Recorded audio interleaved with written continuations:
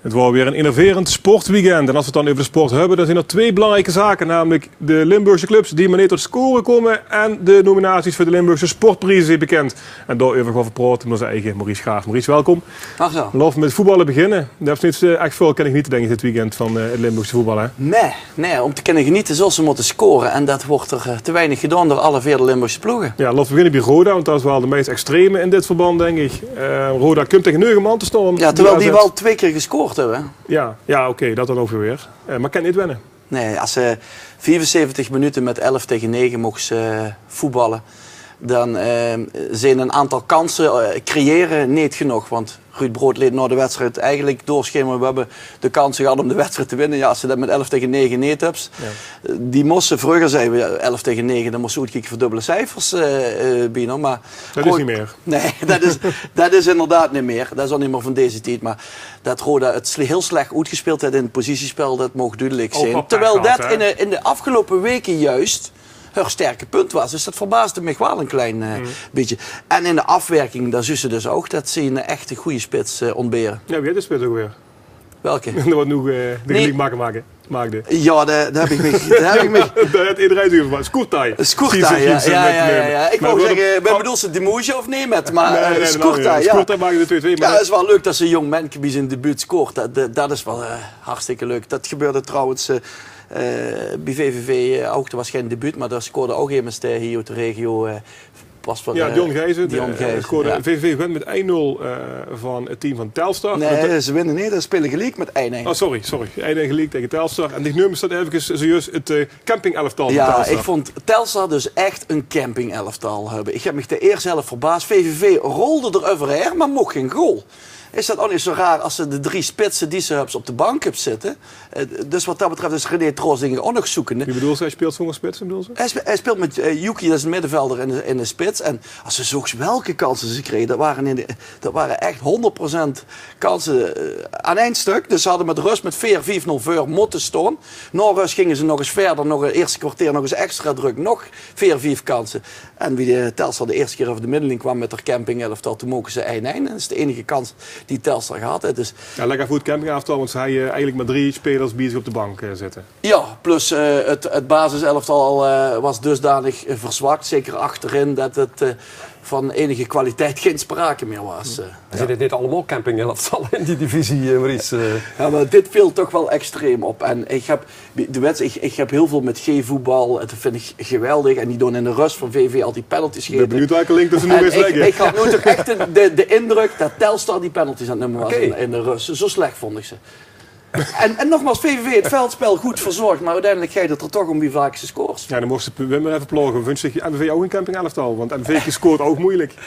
MVV scoort ook lastig. Ja. MVV ontbeert dus ook in de spits. Roda geen goede spits. VVV op dit moment geen goede spits.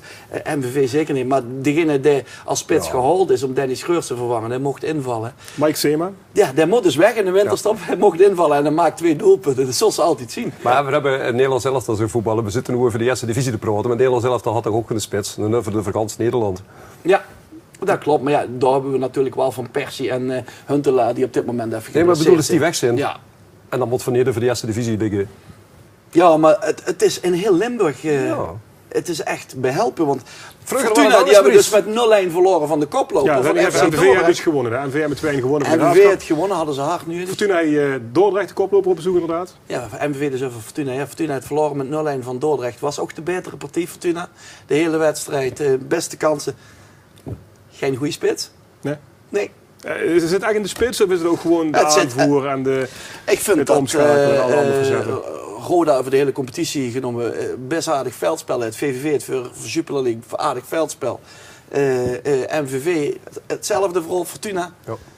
Overal hetzelfde. Een goede spits zou een wereld van verschil maken. Als ze er rijden opzet, 15 goals in een jaar maakt, scheelt zich dat een heel aantal posities. Je bent een hele lobby voor jezelf, hè? Die best echt gestopt, hè?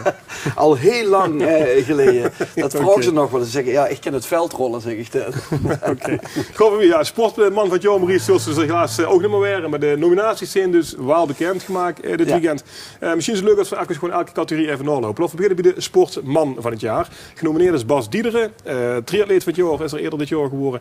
Zwemmer Deze Dion- week, hè, uitgeroepen tot triatleet van het Zwemmer jaar. Dion Dreesens is de tweede genomineerde. En de derde genomineerde is wielrenner Tom Dumoulin uit Maastricht. Welke van de drie denken ze dat met de eer er vandoor zal gaan? Ik denk Tom Dumoulin, wat hij jong dit jaar in het profielrennen heeft laten zien, en met name ook in de Tour, wat toch het evenement bij Oetstek is, het podium bij Oetsen, denk ik dat tijd gaat weer. Maar ik vind wel in deze verkiezing dat we echt kwaliteit hebben. Ja, dat is zonder meer waar. Sportvrouw dan. Triatlete Maaike Kalers. Afkomstig uit Weert, woont in Sittard. Judoka Jules Fransen. En Miranda Boonstra, de hardloopster, is als derde genomineerd. Dat is een gaat lesgeren, denk ik. Ja, toch denk ik dat Maaike Kalers, die had een heel constant seizoen in de wereldtop gedraaid, dat die ermee doorgaat. Jules had eindelijk hier afgelopen jaar uitgehaald, verrast, met een superprestatie. En Miranda is wel iets constanter, maar die sport is denk ik iets minder bekend bij het grotere publiek. Ja, we zeggen hem even erbij. Maartje Pauwme deed niet met. Die had bedankt voor de eer al een paar jaar geleden. Omdat ze hem eerder jaar eigenlijk won. Maar die is misschien nog wel... Ja, dat blijft toch eer jammer, echte. want ik vind dat ze niet mogen bedanken voor zo'n eer.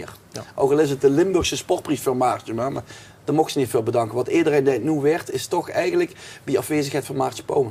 Mee eens, denk ik, hebben. Daar ben ik met eens, joh. Maar ja, goed, dat is bij de voetbal ook. Hè. Ik denk dat heel veel voetballers toch blij worden als Messi niet zou midden, dan zouden die ook eens een keer aan de Met name een of andere Portugees. Denk ik ook, ja. Ik denk dat het wel werd. Sportteam van Limburg. OCI Lions, dat is dus handbal. Tennisvereniging Simpelveld, die naar de Eredivisie gegaan. Of de tafeltennisdames van Westa uit Wessem. Welke van die drie? Ja, werd dit het? vond ik dus lastiger, want van OC Lions die volgen we met de sportarena natuurlijk. Die zijn tweede van Nederland geworden. Die andere is voor mij moeilijker in te schatten. Wester Damesweg natuurlijk ook wel met maar Het zijn wel alle drie het kleinere sporten, als ik het zo mag omschrijven. ja, precies. Dus ja, mijn gok is Lions, maar dat is echt een gok. Want dat doe ik waarschijnlijk Tennis Simpelveld tekort met een geweldige prestatie om naar de Eredivisie te promoveren. Oké, duidelijk. Talent van het jaar, Mike Sloeser. Dat is een handboogschutter, de onder andere wereldkampioen wordt. Zwemmer Lucas Schreven en judoka Lisa Mullenberg zijn genomineerd. Ja, ik denk dat dit onmogelijk is dat het immers anders werd als Mike Sloeser. Als ze op de leeftijd al wereldkampioen bij de senioren was, Ja. dan kennen ze dus met dat gregalen in om die. Dus deze mogen ze invullen. Zonder afbreuk te doen aan de prestaties van Lucas Schreven en Lisa Mullenberg. Maar Daar zit er toch wel een beetje bovenuit. ja, absoluut. Oké, tot slot, sports met een beperking. Lucie Houwe, rolstoelbasketbalster uit Weert. Laura de Vaan, dat is een handbikester. En Sharon Walraven, wie kent haar niet? Uiteraard tennister. Ja. Die zijn genomineerd. Ja, ik denk Sharon Walraven, dat die dat gaat pakken. En ik heb heel veel respect voor Sharon, want ondanks dat ze toch al tegen mijn leeftijd aan het tekenen Nog altijd wereldtop. Ik blijf er vuil lopen, maar is ze nog steeds wereldtop. En afgelopen weekend had ze in het enkelspel, want dubbel, dat wisten we dat ze, maar ook in het enkelspel weer een toernooi gewonnen in Sint Maarten tegen de Chileense Mardones in de finale. 7-4, 6-3. Ik heb daar wat foto's van gezien, die hadden het niet slecht, moet ik zeggen. Qua tennissen bedoel je Sint zeker? Maarten, ook qua verblief toch. Goeiedag, ik kreeg toch wel een beetje jeuk. Maar ik heb zoveel respect voor die carrière wat Sharon heeft, dat ik denk dat het op zijn plaats is om die nog een keer ervoor te nomineren en ook te belonen. Duidelijk. We hebben nog een toevoeging als 6 heel met Nee, ik kan het helemaal met Slaan we niet van Dat is blijven de vegen, eerste geest met de keer. mijns, hè? Ja. is de eerste keer Kijk, zolang dat er ik- verstandige dingen zijn, dat kunnen niet vaak veel, ben ik het met de meid. Ja, ik wil Johan Derks hier praten. Goed, dankjewel Maurice voor die bijdrage nu toe. Blijf nog even zitten, uiteraard het toetje met de meest opmerkelijke fragmenten die we terug hebben kunnen vinden. Dat komt er nu aan.